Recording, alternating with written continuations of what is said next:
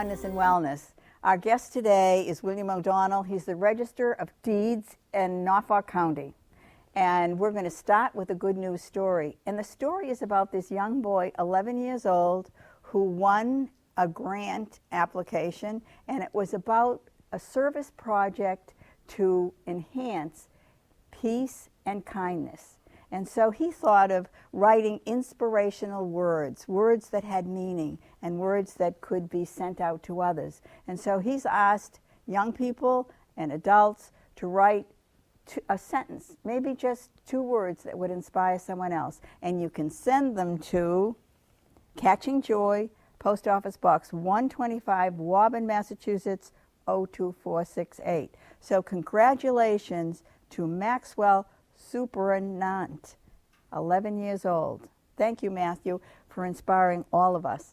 So welcome, Bill. Do you mind me calling you Bill? Call me Bill. Thanks, Dot. Okay. Thanks. So Norfolk County is one of 14 counties in Massachusetts.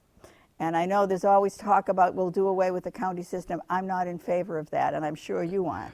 No, well, I think there are things that are best done at a regional level. There's more efficiencies. For instance, the Registry of Deeds is an arm of government many people don't know about, which is great to be on a show to broadcast the resources we have for everyone in the community. But I do think having a regional operation can sometimes be the most efficient. It's not as large as the state, which sometimes has inefficiencies, and it should be done regionally, the recording of documents. Right. So in Norfolk County, how many towns or cities are represented in the county? There's actually 28 communities in Norfolk County. Norfolk County was established by law. Governor John Hancock, one of the signers of the Declaration of Independence back in 1793. And for the residents of Dedham, the Registry of Deeds and the county shire town, as they called it, has always been in Dedham. It was there was a competition back in 1793 between Medfield, believe it or not, and Dedham, and Dedham won out. And the registry, there's been 4 locations in Dedham, but we're currently at 649 High Street, and the residents of Dedham can always come in, and it's a beautiful old building. It was opened in 1903, so it's an old building. Right. So I have lots to tell you. Now, if you're going through Dedham, you have the courthouse on one side and the registry on the other side. And I know that you've been there since 2002, and you've been doing lots of upgrades and making it much more customer friendly. So I know that you have upgraded your website, you have a customer service element to the department, and a lot of technology. So tell us a little bit about the changes. Sure. Well, when I first got there, there was there was almost a paralysis of paper. So we're very proud. And when I say when I talk about what we've done as doing sports, I know I'm from Norwood. You're letting the Norwood person talk. That rivalry between Norwood and Dedham, but there's no I in team. It was a team effort of the staff's been great. So we really focused when I first got there, and it wasn't that long ago, 2002. They didn't even have email there, where we try to modernize the operation, and then by modernizing the operation, sort of deliver the services differently. I think the mission is the same as it was probably in 1793, which is to make sure the records are recorded accurately, efficiently, the records are secure, and you make them accessible to the public. But we've made them accessible in a different way, and the cornerstone was a new computer system, a new document management system that has allowed us to do instantaneous recording, and more importantly, allowed us to take advantage of the internet. For the first time in Norfolk County's history, we have internet land record research. So we're bringing the community land records, the records here in Dedham, out to to everyone, to the businesses and to the residents. And you can go on our website. You mentioned our website, www.norfolkdeeds.org. If you go on that website, it's an information tool. We have information on real estate. If you're a first-time home buyer, you can get information about, that helps you go through the process of being a first-time home buyer. Unfortunately, with the economy, a lot of people have been struggling with foreclosures. We've partnered up with not only a government agency, the Attorney General's office, but Neighbor Works of Massachusetts and Quincy Community Action Programs. These are nonprofit groups that give people free counseling services to help them through foreclosure. So if you're struggling with foreclosure, or if you know someone that is, you could go onto our website, and we have links. There's resources available in the Attorney General's office, and there's also resources resources available in the nonprofit community groups that do a great job for people. Wonderful, Bill. Now, walk me through this. Say I want to look up my house, and I come in because I'm thinking about selling it. So I want to look at the past history. What do I do when I walk in the door? Advise me. Okay, well, we've been doing it before Walmart. We have a greeter right there, and so there's someone in there that can direct you and to help you. So that's something, because again, you mentioned customer service and starting a customer service center, and that really goes back to I grew up in Norwood, and my dad climbed poles for the Boston Edison for 38 years, and I remember you telling him what's going on at work, and he's like, hey, remember, you're doing all this computer stuff. Some of us don't know anything about computers, don't care to know anything about computers. So that's why we started a customer service center, so people can walk in and we have staff there and they look up the information and they can print copies. People might want a copy of their deed and look up information. So the beauty of the new computer system is you can either walk in and I'll guide you through your question, or you can go online and do this from home, look up the information. So you don't even have to come to the Registry of Deeds, but we enjoy having people come in. But if you come in, first of all, you can use our website. We have instructions, so if people want to learn how to do research. And you have computers there. Yes, in fact, one of the things when I first got there was really not very many computers. We have over 50 computer terminals sprinkled around the building, and what's good for shows like this to get the message out, those computers aren't for title examiners or lawyers or engineers. It's for the public. It's for everybody. So people are free to walk in and use the computers on their own. Or if they're like my father, you can go to the customer service center and they will give you some help. But really, and again, check our website, because periodically we have educational seminars at the registry. We're at 4:30 in the afternoon. We open up the registry and we have class. We sit in front of the computers and we show people how to do the research on their own. But it's relatively simple. We try to make it simple. If you're doing simple stuff, it's still complex. As very far as complex when I read some of the yes, information. and I don't, when someone's certifying title, there's a lot of complexity to it. But if you're just looking to get a sense of what happened to your property, you can actually run your name, and all the Dot Walshes, anything to do with Dot Walsh, Norfolk County come out. And what we're most proud about, if you went to Book 1, Page 1, the first document that was recorded in Norfolk County's history is viewable.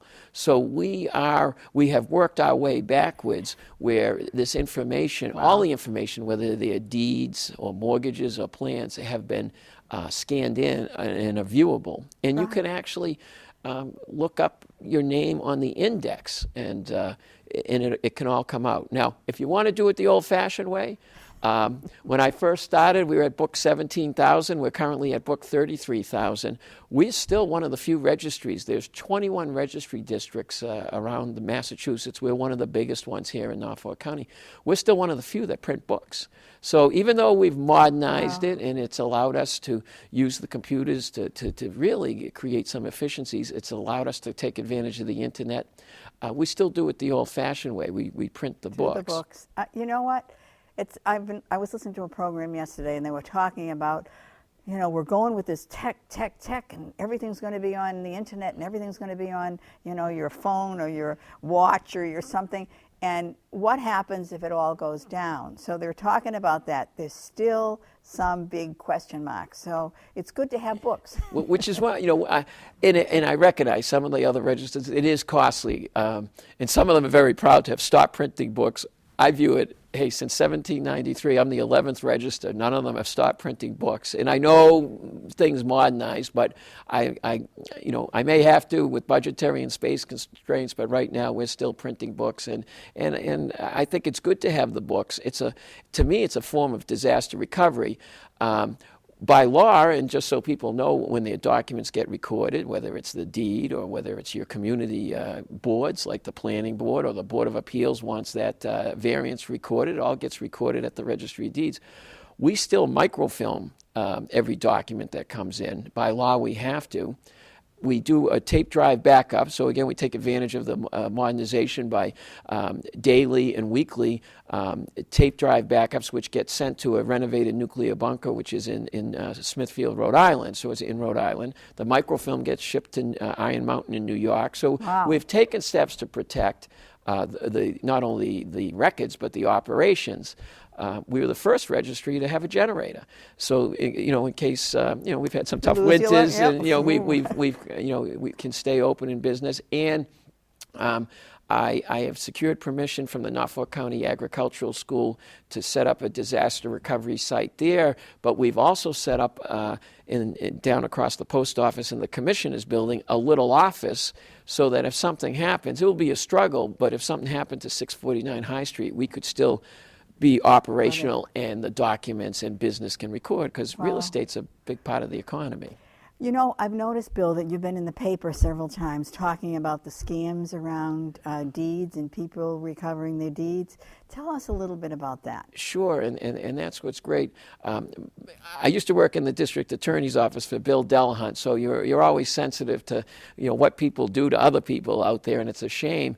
But yes, and it's still happening, even though it's been publicized. The Boston Herald did a story, Channel 4 WBZ News and WBZ Radio did stories on this. There are groups out there that either solicit sending a letter saying we can get a certified copy of your deed for $59. Another group sends you what looks like an invoice, a bill for $83. Now, we've written to the old Attorney General, the new Attorney General. We're still waiting to hear, but we got information from the prior Attorney General that, well, it's still legal. It might not be, and I just feel it's outrageous, because what they're doing for $59, these people are handing over a check, or $83, and they could get it for what if they $2 at the registry. $2 In fact, at the registry. when we do office hours, we go out using the computer. We have office hours in the town halls around the county, or we go to the councils on aging, or we've gone out to groups, service groups that ask us to speak, and we bring our equipment. We can do it, and we give it for free there. So if you need a copy of your deed, so yes, those groups, if they're certifying it. The outfit for $59 at least would come to the registry and get a certified copy of the deed. The $83 outfit just sends a copy. They don't even get it certified. So wow. So people, it might be legal, but it certainly is immoral. I think it's taking advantage of the consumers and the residents, not only of Norfolk County. It's not just happening here; it's happening across the country. So I just tell people, if you need a copy of your deed, come directly to the Registry of Deeds. Don't be paying an exorbitant fee of $83 to get something that at most would cost a couple of bucks. And along that line, there's another outfit that has been soliciting and kind of targeting seniors, where for $15 they'll give you a homestead form. Now, it's not filled out. It's a blank homestead form. I want to hear about that. That's a big issue for me, is the Homestead Act. And we'll talk about that. But again, you can go to your attorney. They have forms. You can download, if you go on our website, you can download a blank homestead form that needs to be filled out free. Or if you go around the various councils on aging, we have folders there that have the forms in it. So I just urge the residents of Dedham, don't be paying $15 for a blank form, which is unfortunate as well. But you mentioned the homestead. Really, that's a great consumer protection for not only the residents of Dedham, but across Massachusetts. So explain a little to me. I know it was revised, in the past few years. Yes. It was redone. And I want to know what is covered by that and what is not covered, because somebody said, well, that will cover you if you were sent to a nursing home. Then it doesn't cover that. But under the Massachusetts General Laws, Chapter 188, citizens are allowed to declare an estate a homestead. And what is an estate a homestead? Well, your legislators, your local legislators here, Paul McMurtry, Representative McMurtry, Senator Mike Rush should be commended, because for the first time ever, they have an automatic homestead. That was the change that took place March 16th, 2011. So if you haven't done anything, you now have a homestead protection. It was the first time in Massachusetts history that they've had an automatic homestead. But it's only $125,000 worth of protection, and it gets apportioned amongst the people that own it. Okay, now what does it protect you from? Well, I'm telling people they should declare an estate or homestead, which is a relatively simple form. And when I first became registered, it gave you $300,000 worth of protection. It now gives you $500,000 worth of protection. But what it does is it protects your, as long, and it can only be your principal residence, Dot. It protects your principal residence from a forced sale. And people say, well, that will never happen to me. And you're right. Some of the things aren't covered. What you mentioned, the nursing home, let's face it, if you don't pay, you have a homestead recorded, but you don't pay the bank, they can foreclose on you. If you don't pay Dedham their taxes, they can take the property by tax taking. But it does protect against certain things. I always give the example, just say you're driving your car and you only have low insurance, say $20,000 worth of insurance on your car. Some people, go low. They hit somebody, and all of a sudden that person has a $500,000 case against you because they got badly hurt. They're going to look to your asset. Your biggest asset most of us have is the home. So it may, the best thing is to have a lot of insurance, but in an example like that, it's good to have the homestead because it prevents the forced sale to satisfy debts, credit card debts, and things like that. Good. Now that clarifies a lot for me because I wasn't sure about that, but that's a good example. That why everyone should have Homestead Act, have the forms filed, and you file them at the registry? Yes. I'm an attorney by training. I went to Boston College Law School, and I know lawyers may not have great reputations, and I know people talk to lawyers, they might get 10 different opinions, but I bet 9.9 out of 10 attorneys would tell people you should record a homestead. And it's a relatively simple form. You just need the reference to your property, and now one of the new changes is all spouse, if two spouses own it, they have to sign it. Everyone has to sign it, and it has to be done in front of a notary. So a lot of times at office hours, or people can come by the registry and do it. People should, if they have attorneys, they should check with the attorneys because some people might have done estate planning. And again, the legislators should be commended because for the first time, they made it clear if you have the property in trust, you can now declare an estate a homestead, which there was prior case law that raised doubts about that. So we thank Representative McMurtry. Paul McMurtry, Senator Rush. The Norfolk County delegation is great, and it's been great working with Paul McMurtry on a number of issues. He lives where I live in the condos. Oh, great. So that's a question I want to ask when we come back because we're going to take a short break, and we'll be right back with Bill O'Donnell, and we'll talk a little bit more about the Homestead Act, because I want to know, can my condo be covered? We'll be right back. Great. This is the Oneness and Wellness Show, and you'll notice that at the end of each show, Marsha and I put our hands together and we say namaste. And someone asked me, what does that mean? And I said, it means the divine in me honors the divine in you. And we could lengthen that and say it honors the truth, the beauty, the wisdom, the love, the kindness in you, honors the same in the other. And when you are in that space and I am in that space, there is only one of us. There can never be any conflict if there's only one. This is the Oneness and Wellness program, and if you'd like to see this show in your town, we're now in Dedham, Boston, Northampton. You can go to the website, www.onenessandwellness, and find out how to bring the videos there to your town. Welcome back to Oneness and Wellness. I'm here with our guest, Bill O'Donnell. He's the Register of Deeds in Norfolk County. So, hi again, Bill. You've been great information so far. So I want to know now, what about my condo? Can I get a Homestead Act filled out on my condo? You most certainly can. The homestead applies to any property that's your principal residence. Again, as long as you own the property. So it could be, the first floor of a two-family. It could be a single-family home here in Dedham. It could be a condo. Anyone that owns real estate can declare an estate a homestead.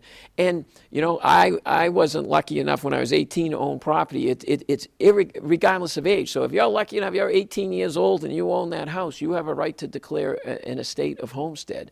So and the filing fee is relatively modest compared to the other filing fees, those are set by the state legislature, but it's $36. So for a relatively modest filing fee, whether you own a condo or a house, I really think it's well worth doing. Definitely worth it. And it's important because if you just say you owned a house, the homestead goes with that house. If you downsized and bought a condo, for instance, you would then have to declare a homestead on that property because it's a new residence. So, so the homestead goes with the property that you own.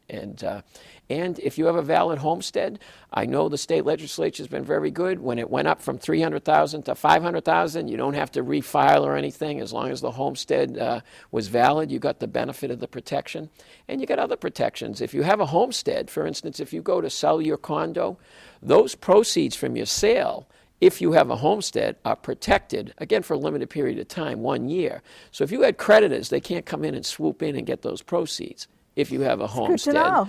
Good to know. If you owned a house and unfortunately you had a fire and maybe the insurance company gave you a casualty insurance check to rebuild the house, your creditors can't come in and swoop that money, again, for a 2-year period. 2 years. So there are a lot of hidden protections that's well worth having. Good for, that's why, I wanted to respond and have you come on, Bill, because even though our show is called Oneness and Wellness, it's oneness and wellness, personally for, mind, body, spirit, but it's also community and what helps us to keep us well in the community. So this is a good resource for people and to know about. Well, as I mentioned earlier, it's an arm of government many people don't know about, the Registry of Deeds, and I love going on shows like this and talking about it.